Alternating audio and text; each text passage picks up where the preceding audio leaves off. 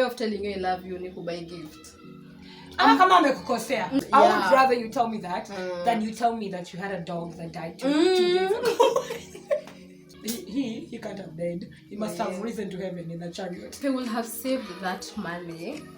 What of use? Like ningekuwa nimebuy nini? Unajua ningekuwa nimejishikia kasimu kazuri nikiwa life. How is adulthood taking you? Wait. At some point, obviously this is not where I had intended to be at this time of the year financially. So I think get your mental health in check. And have someone who you can actually talk to.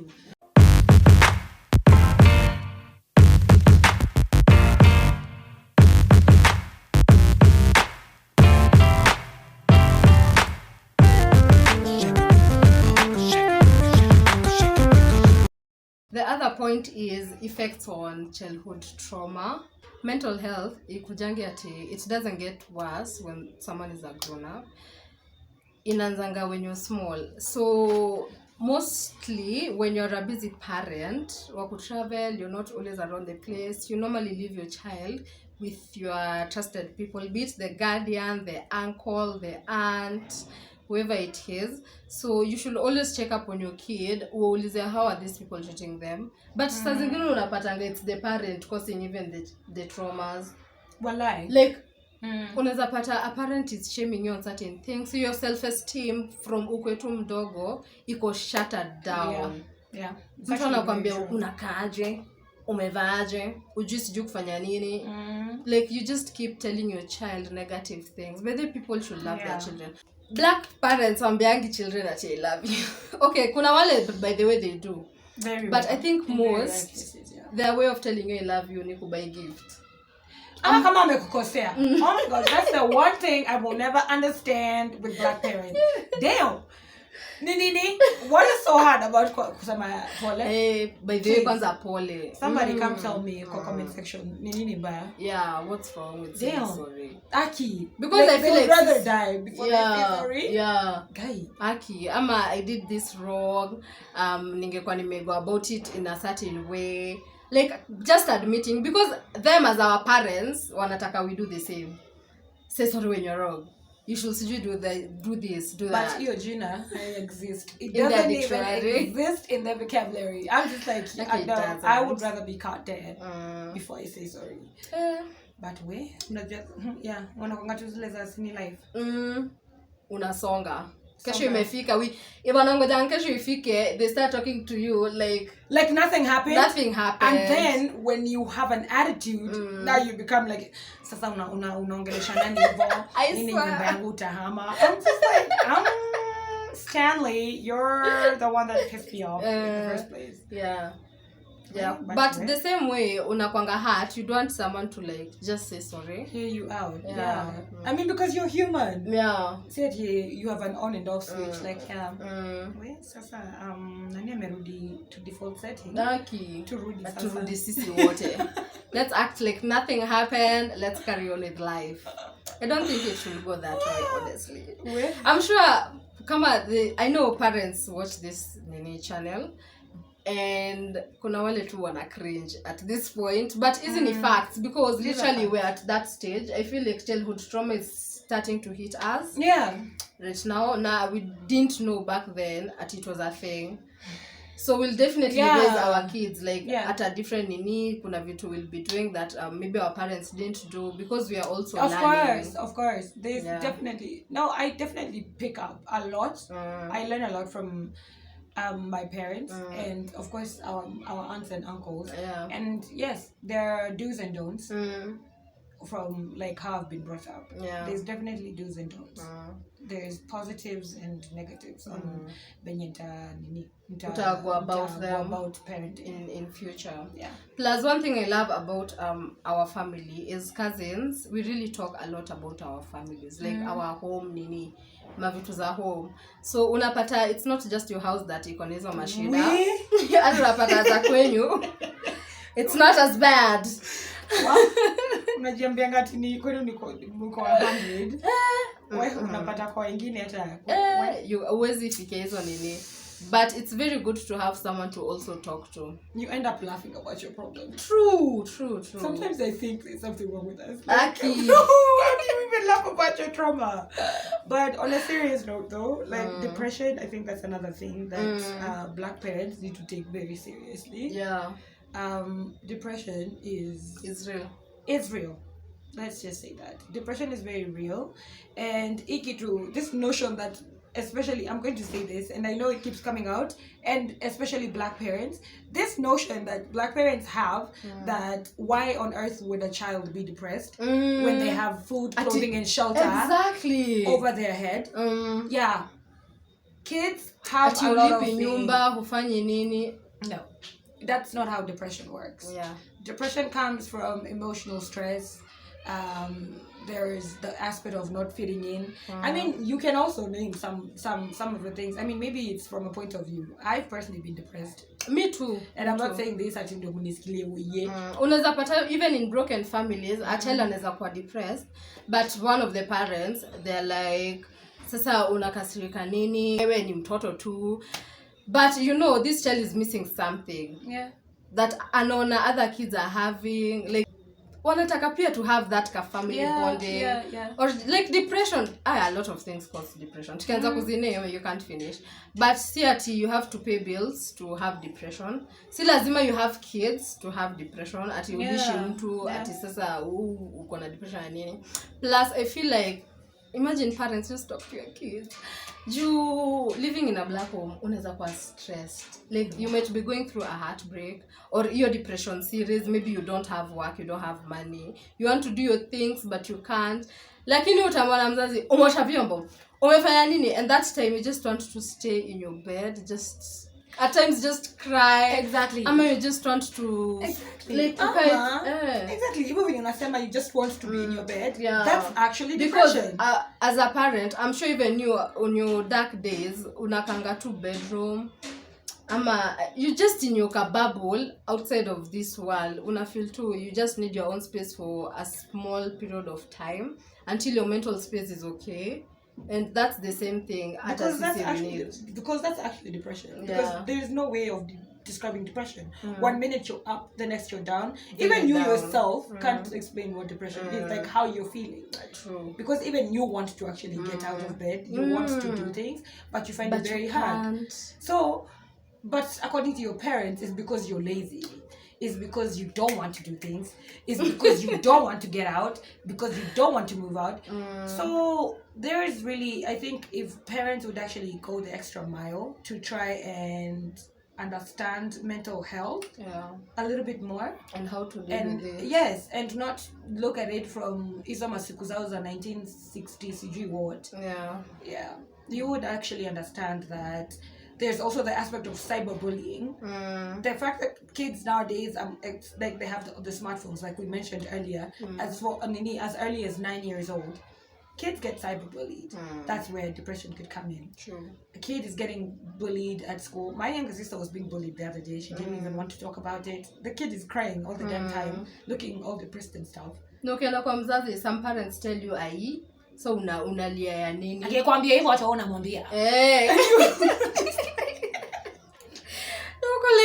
Umemnini aje, umemsaidia aje. I don't understand. So yeah, we should always find the right words to tell people when they're down. Plus, if someone anajiseclude from the world, just find a way to talk to them. Shida ya wazazi yake, unaweza mwambia hii kitu, umwambie ende ambie person B. Imagine sijui nini. By the time it gets to person D, G, E, and F, my miscommunication hata zishatokea 1 million. Hata mastori hata zisha change kwa machuvi hata and salt, pepper, and black pepper and white pepper. Gosh. But as wanitangwaje hawa kuongelesha watu? Counselors? As counselors do, like kuna kwanga confidentiality. Sorry. So I think shida za mtu usiende, don't tell the other person. Okay, don't. Because imagine if you go share your stuff and it's very personal, uli trust huyo mtu ukende ukamwambia. Alafu you go tell another person anaambia mtu mwingine, like at this time the victim atakuwa tu anajishuku akiwa around these other people. Because life inakanga movie. Yeah, I know the white people. Yeah, but they, like unana kawa Nigeria. Nigerians act their movies based on real life shit. So yeah, imagine your life being acted out like that. Yeah. So yeah, life so confidentiality and always check on your mates, not just at kids or manini, but even your friends. Just keep checking on them because this thing is real. Other point is how to deal with grief and loss. And me, I think I've said this in a very recent video around November. I lost my grandpa, my dad, but we lost our grandfather around 2020 February, March. And me, I think tulikuwa tushaanza kudetach from him because he had a very long-term illness. See, at least we had no emotions and all that. We definitely felt something because sasa you can't see him anymore, you know. But sasa for my other grandfather, his last days, we were very much in touch. The video calls and everything. So I feel like your stuff, I think I was even depressed for like a moment. I used to stay in bed. And it actually hit me that unaweza kuwa na mtu leo and tomorrow they're not there anymore.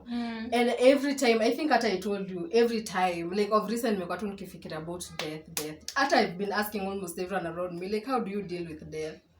Because for me, okay, I don't know how to deal with it. I don't know.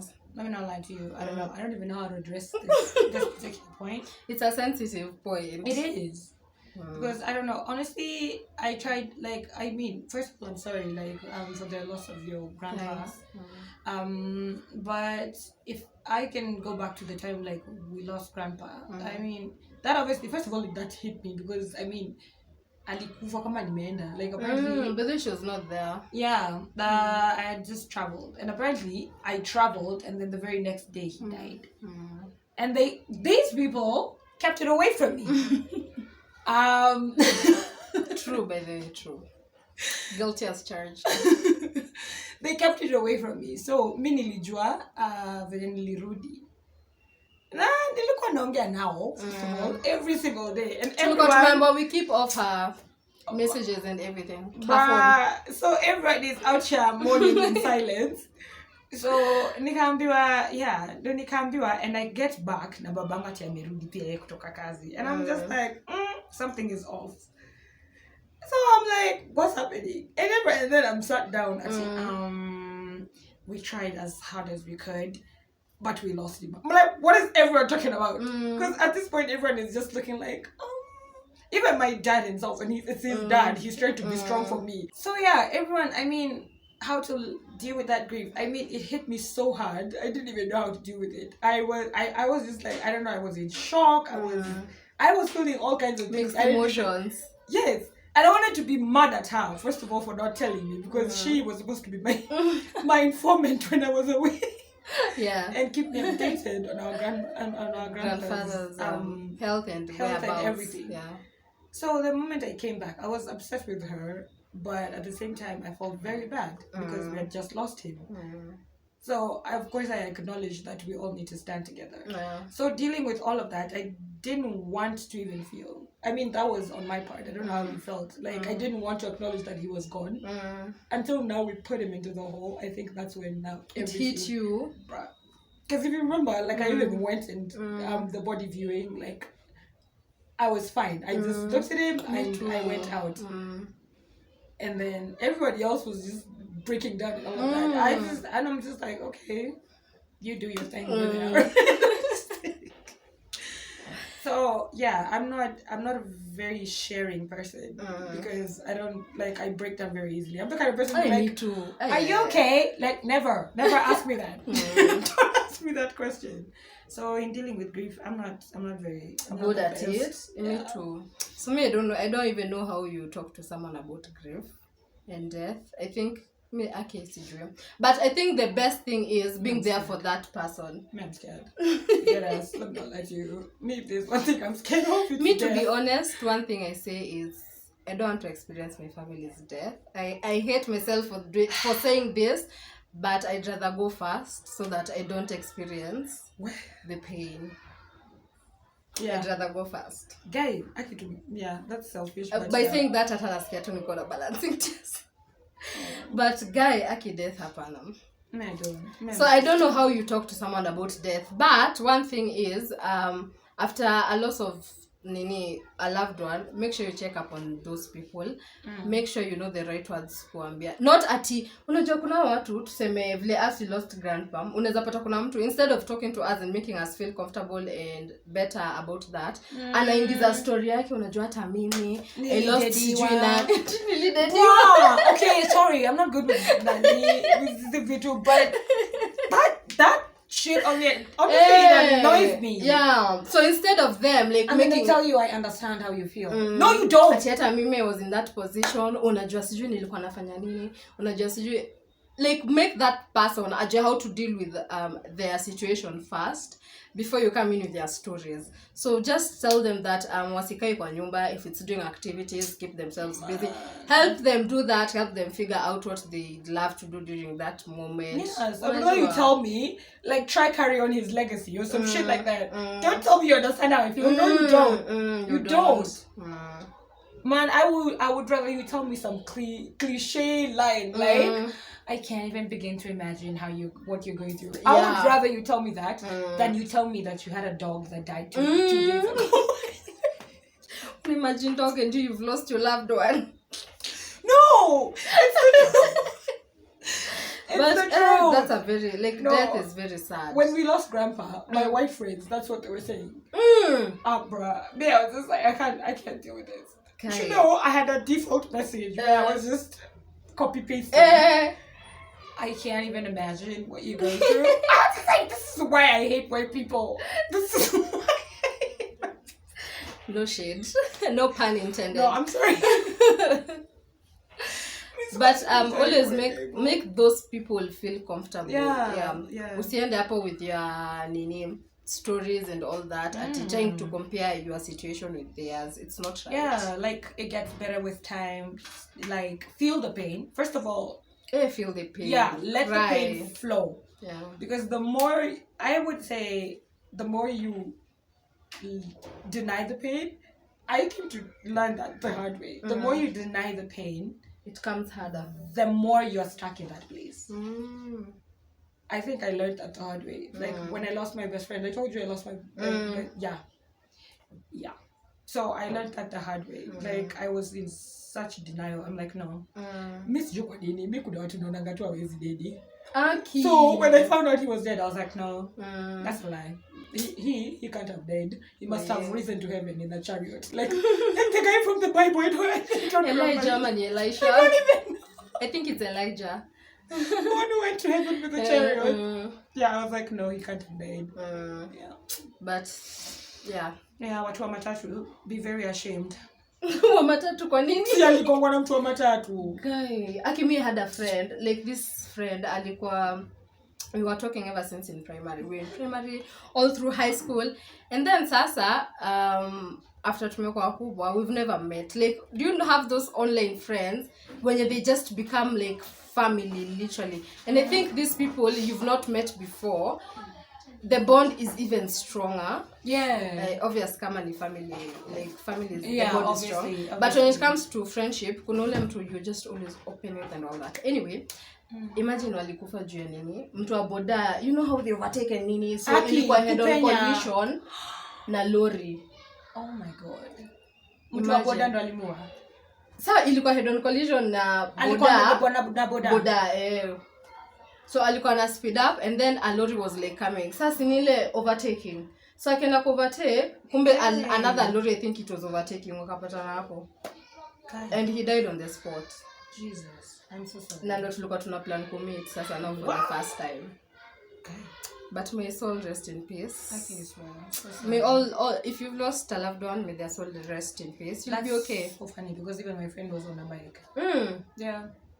And then the matatu. Mimi nakwambia ever since then sinaogopanga boda. You have, bruh, I literally pray no, he was on his bike. He loved motorbikes. Okay, tunapenda story mob. Okay. Story time, guys. But him he was on his bike, and they're the ones who had the right of way. But you know how the people were kerere.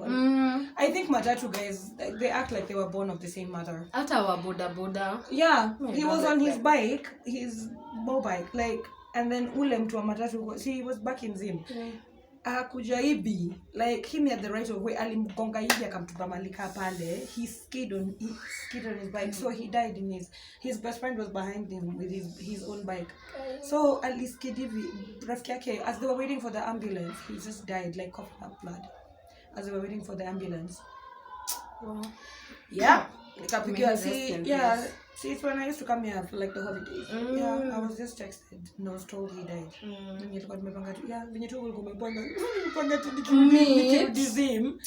We are going for lunch. For who? Yeah. Okay, Paul. No, it's okay. Anyway, guys, that's it on that, Nini. It's a very sensitive topic. Unaona kidogo tuanze tu kulia. Financial competence. Hey. It really matters. You kuna watu wana spend kuspend. And then there are friends who love borrowing money. Kuna watu tu kazi yao tu ni kuomba pesa. Na warudishangi.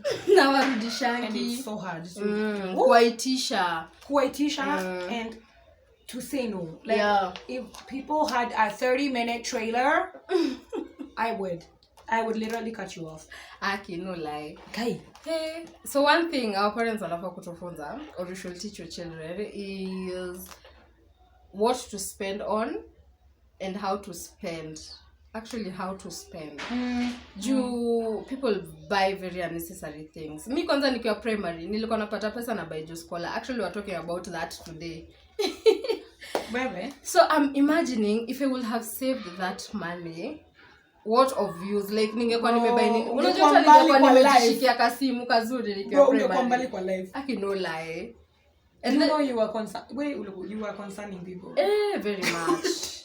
Like there's a time our nanny alipata around 21, 22, 20, between 20 to 24 juice scholars under my mattress when I was in primary school. Now that was just one day. Tulikuwa hadi na chama hii kitu. Ilikuwa leo chama. Yeah, I didn't hear that one. Siku ya swimming, wewe unabaya kila mtu, next Wednesday ni huyu anabaya kila mtu, nani kama ni 2 3 vile mta agree. Kulikuwa na chama. Let me just understand this. How much did one packet cost? One was 5 bob then. Sijui sasa ni pesa ngapi. Guy, you used to concern me. Because you used to take so much of that. Yeah, I used to take so. And then siko atina mix kwa nini kwa maji. It was just raw. Ulikuwa ikunywa hivi glucose. Mimi hapana. But you, what point do you have on parents teaching us anything on financial competence? I think financial competence is actually a key point, especially as a young adult. When you do, it takes us back to the point of a need and a want. But pia kuna ile, kama ni financial competence, kuna ile, yes, I'm going to save, but si ati na save ati ni dedi. Man, kuna ile, it's just extreme. Yeah. Una save. Unajinyima vitu mingi. Thank you. That's exactly what I was about to say. Because where's jinyima ati it's for tomorrow. Hadi ukikufa midnight. You forget to live for the moment. Yeah. Ati hadi ukipata kakitu kazuri, you can't because I mean there's the basic needs. Yes, of course there's food, clothing and shelter. That you have to have. But then kuna zile wants. You might want to make your house look nice. I.e., as you can see, Christmas spirit, guys. Yeah. So these are wants. Yes. So once in a while there's that I want to spoil myself. Yeah. So I mean financial competence is that one. Unajua kama nalipwa 10k, out of the 10k I will get 3k and save it. Exactly. And then out of the 3k ni save 3k. Hizo najua. Of course obviously not everyone gets paid 10k, so you save according to how much money you're paid. But just know this one I have to save, this one I have to save. That's all that financial competence is about. As long as you know there's a consistency, that's obviously, honestly, that's what I'd say. As long as there's a consistency, you know, I'm saving towards this goal, and I need to be at a certain point in my life. Like, have goals and aim to achieve them. Another thing pia ni unaweza pata mtu analipa 50,000 and then they're in a house ya 30,000. So from where they live to work, that is fuel. There's lunch at your workplace if your workplace doesn't provide lunch. Kuna just those miscellaneous spendings and all that. So unapata at the end of the month na labda ni mtu akwenda out, hasave kitu, and they're actually being paid good money. So that is something, if our parents were they could teach us these things, like how to save, how to break down things. It's so much easier for us when we are big. Unajua what decisions you should make and what poor decisions you should not make. It's very much of help. Na hiyo kitu kwanza siku hizi wa Kenya, watoto wa Kenya. Na sasa tunawaita watoto ati because mimi wa Kenya. Please, dear ones. For your point, like, and I think a lot of influencers, my YouTuber, they've actually touched on that point. Ikitu ya kukua pressured. Because your people, and I am not going to lie, like I've fallen victim to that, feeling very pressured because people, girl, I ain't even gonna lie, people I graduated with have families. Like, what nasoma now high school, some of them have kids, some of them have families. Ikitu ya kukua pressured, with bringing back to your point, your financial competence. You're feeling pressured because someone, when you're like your friends, are in a 2-bedroom and you're living in a bed-sitter. They're in a 2-bedroom because maybe they're in a job. They're in a job that makes them afford to be in a 2-bedroom. If it's not your time to be in a 2-bedroom, then wait for your time. Wait for your time. And work for it. Set una wait tu kilala. Ama labda ni mgondi. Aki, for real. I swear. Kazi yake ni kusoi. But you don't know people's hustles out here. Yeah. Unaweza taka to have their life, but you don't know what they do. Ama ni pora pori. I don't know niseme hivyo. You never know. Girl, you never know. Just do your own true hustle. Your own honest hustle and stay to it. Be consistent and God will come through. Pray. Yeah, also stay true to your grind. Yeah. And never feel pressured, imagine. As we come to the end of this video, there are 2 points remaining. And one is, how is adulthood taking you? Where? That's what I'm going to say. Where? Umeona hii mimi nasema ati at this point of life I'm running at 150 kilometers per hour. Bro, you can show me like, wow, let's put it in. Also on my part, it's a lot. Mitasema ni mingi. It's a lot to handle. I would say as a fresh graduate, I mean, there's a lot I'm aiming to do. First off, guys, I am a mental health and epilepsy enthusiast. So, Miss kama mnajua epilepsy ni nini? That noise mnasikia, it's Christmas season and you know kids with baruti. Oh yeah, outside. So focus on our voice.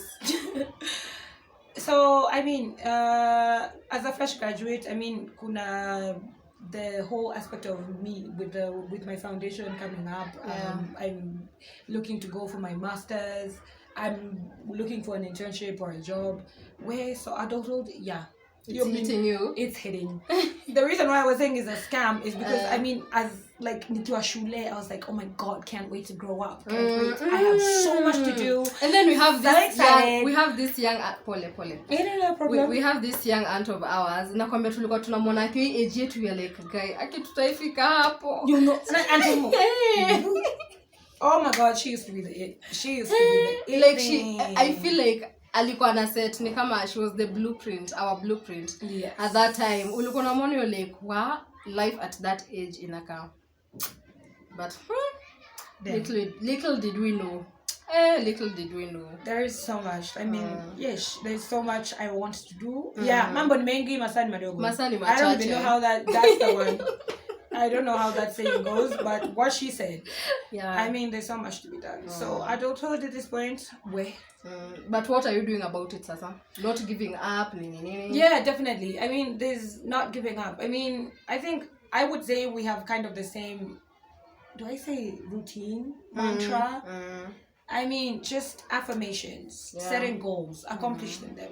I mean, there's something that she said. It's what? Turning what into wealth? Turning ideas into wealth. And I think that actually, like, just having that in your mind helps you get to where you want to go. So having your daily affirmations, and I think helping, like, writing something down, and that's what her and I were even discussing. Writing something down really helps you achieve that goal. Yeah. Because then it's in your mind constantly. I have to get to this place by this time. I have to do this thing by this time or by this time frame. So you set a goal and you work towards achieving that goal. So yeah, I think, besides being family, I think we have a lot in common. True. Yes. Actually, if you weren't family, I think we'd be best friends. Definitely. We are from two different worlds. If I tungekuwa family bedhe tungepatana wapi? Jubi, I don't know. They weren't in Kenya for the longest time. I met some very different schools from me. So but God will have made it happen. But for me, how adulthood is taking me, at me I'm just running with those way at 150 kilometers per hour. Because childhood trauma is catching up with me. Another thing is that financial strain, because at some point, obviously this is not where I had intended to be at this time of the year financially. Lakini it's up to me to know how to deal with that. See that you keep beating yourself up, that you have to do this at a certain time. Because there's always, like, God's time is the right time, basically. Yeah, so never feel like you're in the wrong place at the wrong time. Just trust the process. As long as you're doing your thing and do it honestly, things will turn out perfectly the way you'd want. So just be consistent in what you're doing. Yeah, that's how I'm dealing with my adulthood. Yeah. Another thing is make sure you have someone to talk to. If you can't trust anyone around you, that's why you have therapists, and wanakuanga washasign hiyo stuff ya confidentiality. So utaenda kumwambia and then ende kukusengenya na mtu mwingine about your issues. So I think therapists are people we can trust. Juu hata akiambia mtu, huyo mtu akujui. Yeah, and by the way, I mean, see, people have this notion of you can't go to a therapist because you have to pay. I think there was a place you said, which hospital was this? Kiambu level 5. Yeah. The therapy there, it's free. You just buying a card worth 50 shillings and everything else is free. And your card in one time. Unless you just keep going, ijae, and then you just take another one. But the therapy there is good. It's somewhere you can go. Yeah, I did a video, so you can go check out. Actually, I'll link the video, so make sure you go check it out. The last thing is, what is your advice to anyone, any adult or just anyone in general, suffering with mambo ya adulthood? Someone who's really struggling. I think advice overall would be just what we've been discussing. I mean, throughout the video. I think, let me not say, I don't know, let me not go outside Kenya, but with Kenya, I can say mental health is something that is really a menace in the country. Yeah. So I would say even for adults, because it's something that's eating throughout the whole country. It doesn't matter what age group you're in. So I think get your mental health in check. And have someone who you can actually talk to. Because, I mean, mental health cuts across. It doesn't matter what age group you are. Doesn't matter what gender you are. And especially even with parents. I mean, we were talking to our aunt earlier in the day. She was talking about being single, whether you're single, separated, divorced, and all of this. That's where adulthood actually comes in. So just being able to manage as a whole adult, it would help if you have someone to talk to. Because guys, whether you believe it or not, talking things through. Yeah, I know. I said I'm not a big talker. Yes, I'm not. So I'm kind of the person like do as I say, not what I do. So talking is real therapy. So talking about it, and again, financial competence. do the need and want. Yeah, knowing what you need and what you want. So I think that's my advice. I also agree. Ata, there's nothing more to add. Just have someone to talk to. Me, one thing I appreciate is I have her. I have my sisters and also her sister. We are so close. Like, see what a tune. We are each other's human diaries. We really share a lot. And I do appreciate that I have such people in my life, because at times you can't talk to me. Normally say this, you can't talk to your parents juu kuna vitu zingine kwa watakuwa like kwa nini unafanya hivyo, kwa nini sijui nini, like it turns out to be a whole lecture. But when you talk to your peers, even if it's something you're not sure of, they can literally guide you to whatever path you want to take. But also see ati there are things you should also talk to your parents about, mostly easy vitu that need a lot of knowledge, like long-term knowledge. Lazima mtu akwa ameishi for a long time to know the answer to that issue. So those things you can just go to your parent and everything. So just generally just have someone to talk to. Yeah. Because it really helps a lot and your mind is always at ease kabisa. So that's it for today's video. Aki, it's so long. Mkijua how many times nimesimama kuangalia simu yangu kama imejaa. We are getting a memory card soon. For sure. Like January haishi if I don't have my memory card. You know, it's for sure.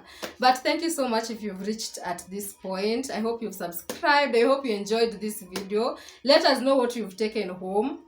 Let us know what you didn't know. If you're a parent raising a teenager or just someone who's in their 20s, that are 30s, for now. Let us know what you're struggling with, and yeah, I think let's have a conversation in the comment section. So remember to like this video, share with your friends, catch the next Vlogmas episode tomorrow, and thank you so much for the support. I'll see you in the next one. Bye guys. See you next time. Yeah.